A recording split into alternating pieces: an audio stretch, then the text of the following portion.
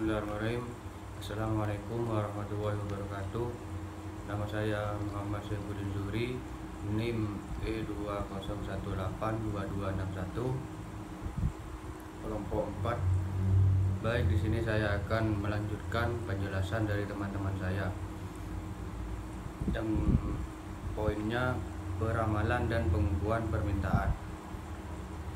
Masing-masing ukuran permintaan memenuhi tujuan tertentu. Perusahaan untuk memperkirakan permintaan jangka pendek produk tertentu dengan tujuan untuk memesan bahan mentah, perencanaan produksi, dan peminjaman uang tunai. Para peramal juga tergantung pada jenis pasar mana yang dipertimbangkan. Yang pertama, pasar potensial adalah sekumpulan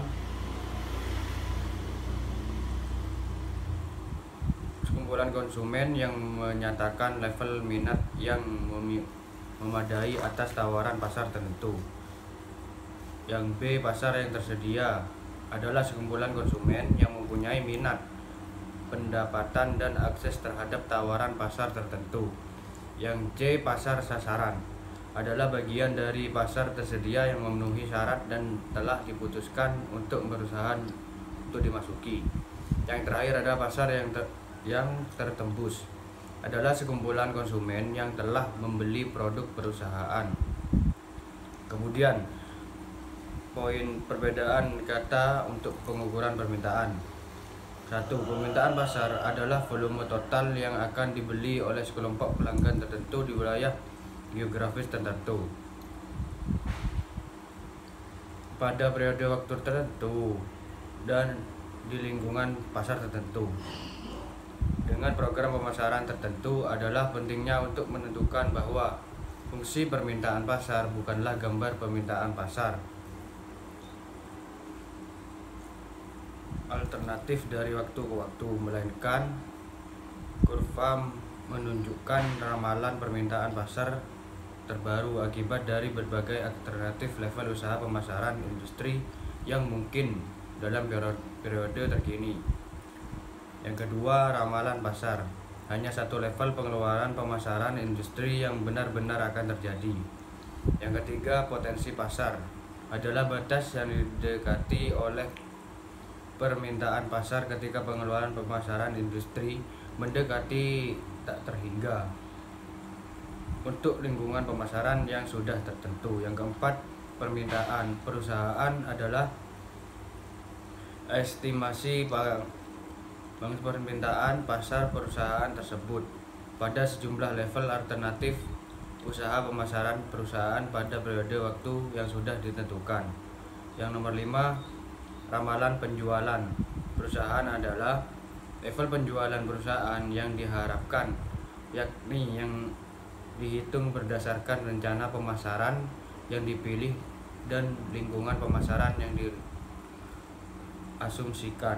Yang terakhir, yang keenam, potensi penjualan perusahaan adalah batas penjualan yang didekati oleh permintaan perusahaan ketika usaha pemasaran perusahaan itu meningkat jika dibandingkan dengan para pesaingnya. Kemudian yang C, mengestimasi permintaan terkini. Yang pertama, potensi pasar total adalah jumlah penjualan maksimum yang mungkin tersedia bagi seluruh perusahaan pada industri tertentu selama periode yang sudah ditentukan.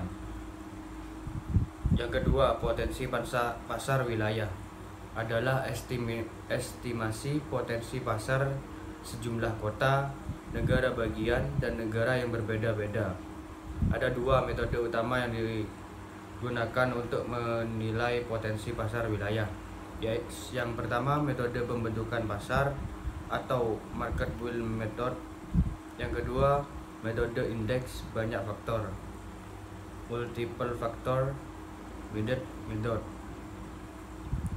Yang ketiga, penjualan industri dan pangsa pangan. Pasar mengidentifikasi para pesaingnya dan mengantisipasi penjualan mereka. Yang poin D yang terakhir, mengestimasi permintaan yang akan datang. Yang satu, survei maksud pembeli adalah seni untuk mengestimasi apa yang mungkin dilakukan pembeli dalam kondisi tertentu. Karena perilaku pembeli sangat penting, maka mereka harus disurvei terlebih dahulu. Yang kedua, gabungan pendapat tenaga penjual adalah masing-masing tenaga penjual mengestimasi jumlah masing-masing produk perusahaan yang akan dibeli oleh masing-masing pembeli yang sudah ada dan calon pembeli. Yang ketiga, pendapat pakar perusahaan juga dapat memperoleh ramalan dari para pakar yang mencakup dealer, distributor, pemasok, konsultan pemasaran, dan asosiasi perdagangan. Perusahaan peralatan besar menyurvei para dealer secara periode untuk membuat ramalan jangka pendek. Mungkin cukup segitu apa yang saya paparkan. Kurang lebihnya saya mohon maaf. Wabillahi taufiq wal hidayah. Assalamualaikum warahmatullahi wabarakatuh. Terima kasih.